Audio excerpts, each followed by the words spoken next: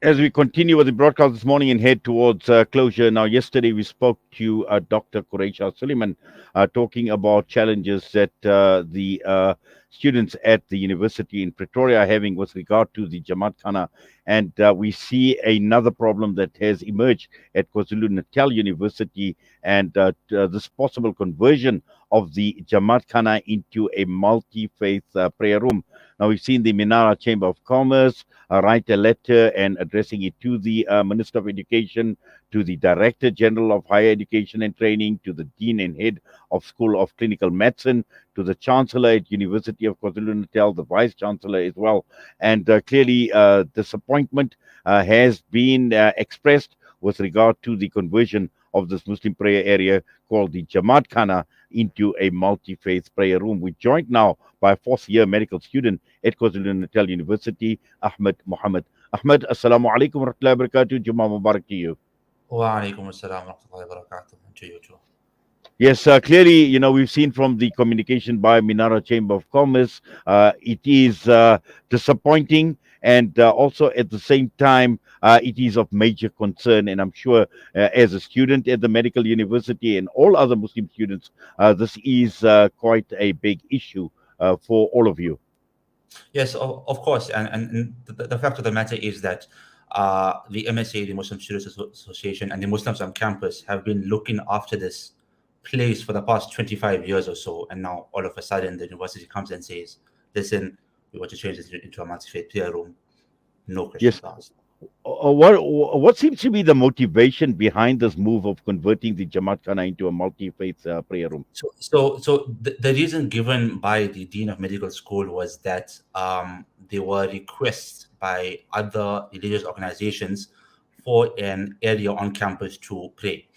And her reasoning to take our room is that the campus is too small to accommodate a separate room for everyone else. So they have to take our room, our prayer area, our Jamat Khana, which is there for the past 25 years, and convert it into a multi-faith prayer room. However, the problem is that not a single other religious club has actually claimed to have actually asked for a room. And in fact, every club has actually explicitly stated that, you know what, we don't actually want this room. It's fine. We don't need a separate or exclusive room for our religious needs, which is something very confusing, whereas she said that, they were requests. So, well, it certainly does, and it does sound, that there is something more sinister behind this move from what you've just described, Ahmed. Yeah, nothing we can say for sure, but it is what it is.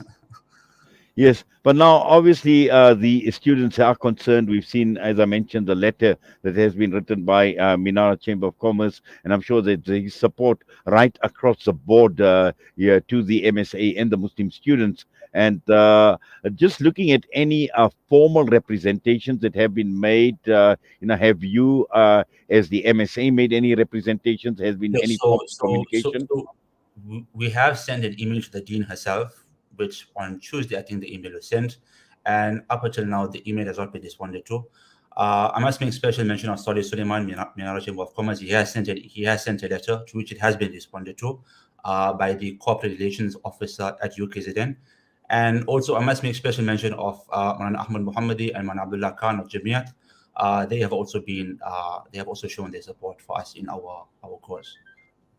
Yes, in fact, that's encouraging that you've got the support from organizations like Minara and, as you mentioned, the Jamiatul Ulama Natal, and I'm sure right across the entire board, because yesterday we spoke to Dr. Quraisha Suleiman, and we see that students in Pretoria are having similar challenges to what you are experiencing in KwaZulu-Natal, and this is the reason why I am saying that is there something sinister? Is there something that is playing out in the background, and or is it just a coincidence that both universities are facing similar challenges? It's difficult to say. It's two separate universities, so from my side, I would say it's probably a coincidence, but you can't really say for sure. There's nothing. We can't really Yes. prove anything. Yes, but I think the fact of the matter is, like you mentioned, is the Muslim students are taking care of this facility. And Exactly. it's not something that the university is doing. And surely they need to take that into account. And 25 years is a long time.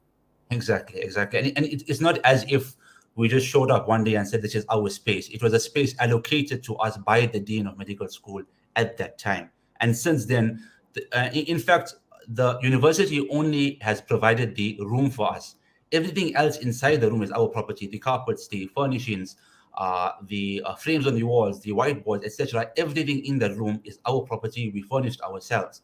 And the university is simply there to give us the room, and that is it. And even in the daily maintenance or the weekly maintenance of the room, the university isn't involved. In fact, we are the ones that actually vacuum the room every single week.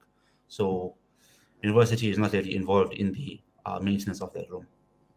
Well, certainly. Now, also, I think at this point in time, apart from the representation that you've made, I'm sure that, with the Minara letter that he's going through, and also with Jamiatul Ulama KwaZulu-Natal, I'm sure encouraging more organizations to actually come forward. There are organizations like SAMNET, for instance, in Durban Mm, as well. Dr. Faisal Suleiman, and I know they mm, featured very prominently when it came to that beard issue at the Greytown mm, school. Now these are issues that impacting on our youth, on our young people, and this is what we would encourage. Are there any other options at this point in time for the MSA? Well, we are looking at the options. We did offer, like in our email, in our letter to the dean on Tuesday, we did offer to rent the space, to buy the space. So since she hasn't responded to our emails, we don't really know the course of action moving forward. However, the most positive